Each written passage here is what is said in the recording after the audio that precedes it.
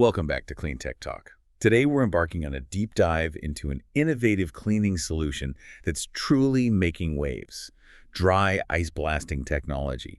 Our mission is to uncover how it's not just remarkably powerful, but incredibly eco-friendly, primarily by using recycled CO2. It's a really fascinating area. What we're seeing with dry ice blasting, it's, a genuine shift towards sustainable, non-abrasive cleaning. Sustainable and non-abrasive. Exactly. It's really revolutionizing how industries approach sanitation and maintenance.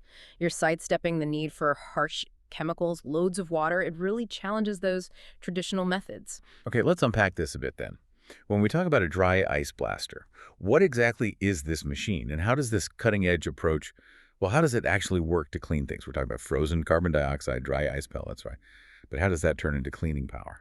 Right. It's actually a beautifully elegant process, quite simple in concept. Essentially, you have these tiny dry ice pellets. Like little beads. Sort of, yeah. And they're propelled at very high speeds using compressed air onto whatever surface needs cleaning.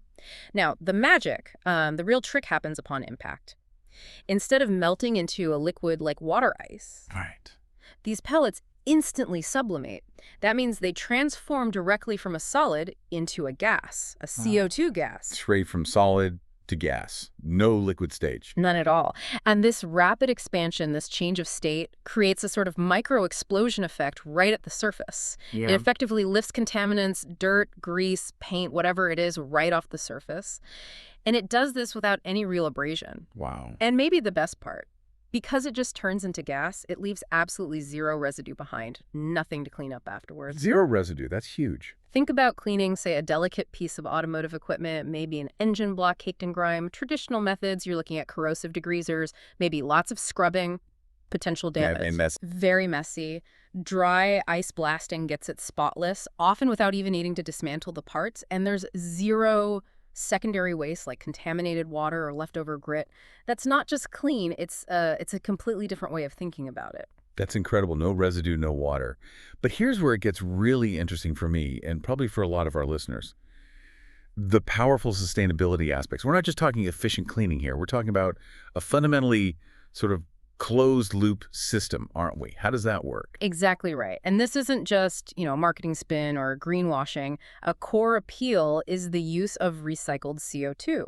Recycled. Okay. Yes, this carbon dioxide isn't newly produced for the cleaning. It's actually captured as a byproduct from other existing industrial processes, think ammonia production or ethanol plants processes that would otherwise just release it. So it's waste CO2 getting repurposed. Precisely. We're taking something that would be waste, potentially contributing to emissions, and giving it a valuable second life as a cleaning agent. And crucially, when that dry ice sublimates during the cleaning process, it doesn't produce additional CO2. It's just returning the CO2 that was already part of the industrial cycle back into the atmosphere. Okay, so it's CO2 neutral in that sense. Effectively, yes, for the cleaning process itself. Plus, you're eliminating all those harmful cleaning chemicals and the vast amounts of water often used, which drastically reduces environmental pollution from, wastewater and chemical disposal. So the immediate cleaning process itself is remarkably clean, environmentally speaking. But what's even more compelling, I think, is how this technology can potentially reduce emissions outside of the cleaning operation itself. You mentioned logistics earlier. How does that connection work? Absolutely. Let's look at the bigger picture for a second. Consider refrigerated delivery trucks, for instance. These vehicles typically burn more fuel, and they emit significantly more nitrogen oxides, NRX, which is a major air pollutant, about 18% more compared to standard trucks. Right, because of the refrigeration unit running. Exactly. Now, dry ice is often used for cooling goods during transit anyway. Here's the added benefit. As that dry ice sublimates, just like in cleaning, the load gets progressively lighter throughout the journey. I see where you're going. A lighter load means the truck uses less fuel. Better fuel efficiency translates directly to lower carbon emissions and, importantly, fewer of those harmful NOx emissions.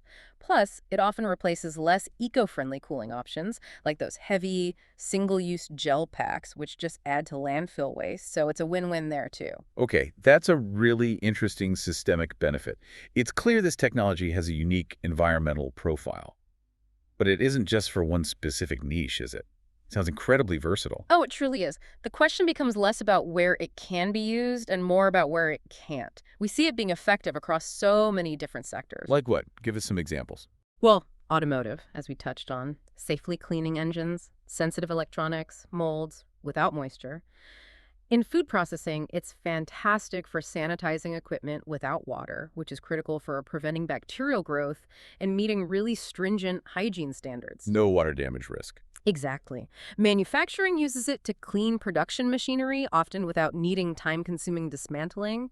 That means less downtime, lower labor costs. We even see it used effectively in fire restoration, believe it or not, gently removing soot without further damaging delicate surfaces. Oh, And the technology scales too. You have large-scale cold jet dry ice blasting systems for heavy-duty industrial jobs, and then you have smaller, almost handheld units, sometimes called a pistola de hilo seco, literally a dry ice pistol for really precise, localized cleaning tasks.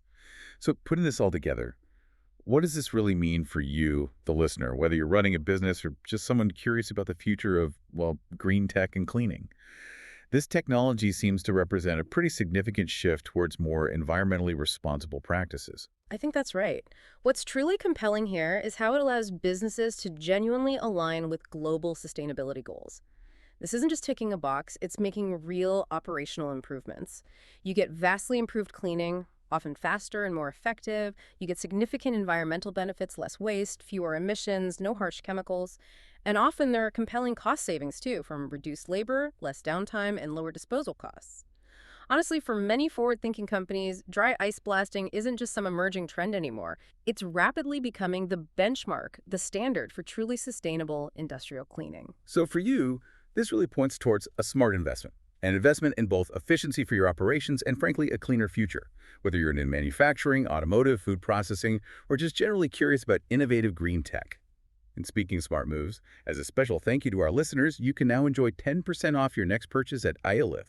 Just use the promo code AOLIF2025 at checkout. That's AIOLITH 2025. AOLIF 2025. Don't miss out.